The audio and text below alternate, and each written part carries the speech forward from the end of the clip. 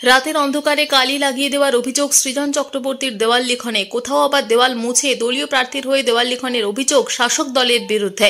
রাজপুর সোনারপুর পুরসভার ২১ নম্বর ওয়ার্ডের বিভিন্ন জায়গায় দেখা গেল এমনই ছবি। রাজ্যের শাসক দল তৃণমূলের বিরুদ্ধে এইভাবে জোর করে দেওয়াল দখল করার অভিযোগ সিপিআইএম এর।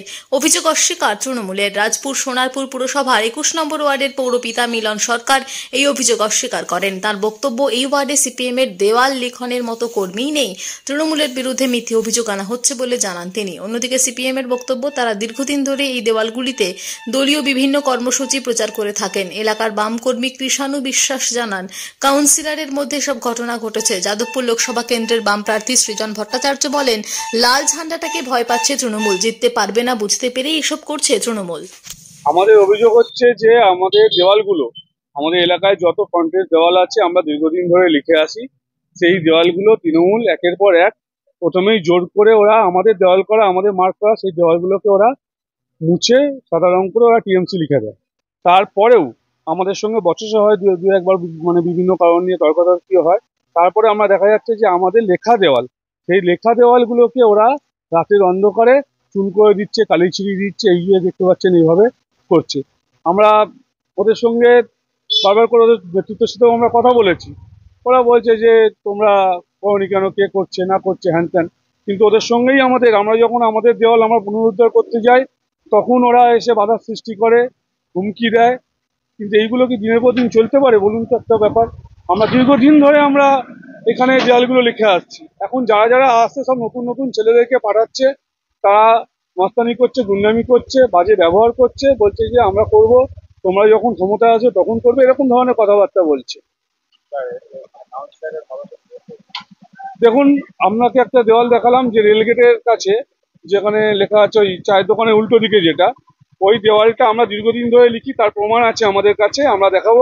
লাস্ট গত যে আমাদের ব্রিগেড হলো, সেই ব্রিগেড সমাবেশেরও লেখা ছিল, তার আগে কাউন্সিলর ভোটে সঞ্জয় সেন রায়ের দেওয়াল লেখা ছিল, তার আগে 2019-এ বিকাশ রঞ্জন ভট্টাচার্যের দেওয়াল লেখা ছিল, ওইটাতেই আমরা লিখতাম। তার প্রমাণ আমাদের কাছে আছে, আমরা চাইলে আপনাকে দিয়ে দিতে পারি সেসব ফুটেজ।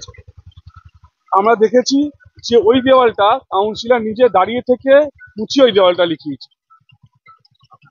আমার নাম কৃষাণু বিশ্বাস। এটা রাজপুর সোনারপুর পৌরসভা 21 নম্বর ওয়ার্ড।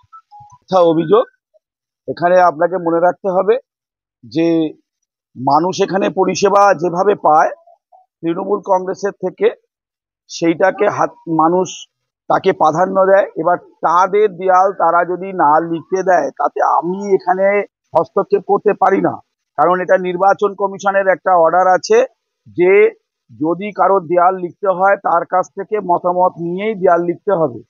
সেই জায়গায় দাঁড়িয়ে থেকে যদি সিপিএম কে মানুষ যদি বর্জন করেছে, তা আমরা এখানে কি করতে পারি? এটা তো আমাদের কিছু করার নেই। বা এখানে মিলন সরকার বা কাউন্সিলর বা চেয়ারম্যান বা এমএলএ ম্যাডামের কিছু করার থাকে না, কারণ আমরা তো ধরে ধরে কাউকে গিয়ে বলতে পারবো না যে ভাই তোমার দেয়ালটা সিপিএম কে লিখতে দাও। তারা তৃণমূল কংগ্রেসের কাছ থেকে সমস্ত পরিষেবা পায় সকাল থেকে রাত পর্যন্ত। তো তারাই বক্তব্য, দাদা আমরা এখানে আমার দেয়ালটা আমি তৃণমূল কংগ্রেসকে লিখতে দেবো। তো এই জায়গায় দাঁড়িয়ে থেকে যদি তাদের এই আবেগ উচ্ছ্বাস থাকে, এটা গণতান্ত্রিক একটা শ্রেষ্ঠ উৎসব, সেই উৎসবে তারা চায় যে তৃণমূল কংগ্রেসের সিম্বল, তৃণমূল কংগ্রেসের যে প্রার্থী তার নাম তারা লিখতে চাইছে। তো তৃণমূল কংগ্রেস ছাড়া অন্য কাউকে লিখতে দেবে না, বা সিপিএম বা বিজেপি তারা লিখতে গিয়ে তারা যদি সেই মানে বাড়ির মালিকের কাছে বাধাপ্রাপ্ত হয়, এটার দায়িত্ব আমার নয়।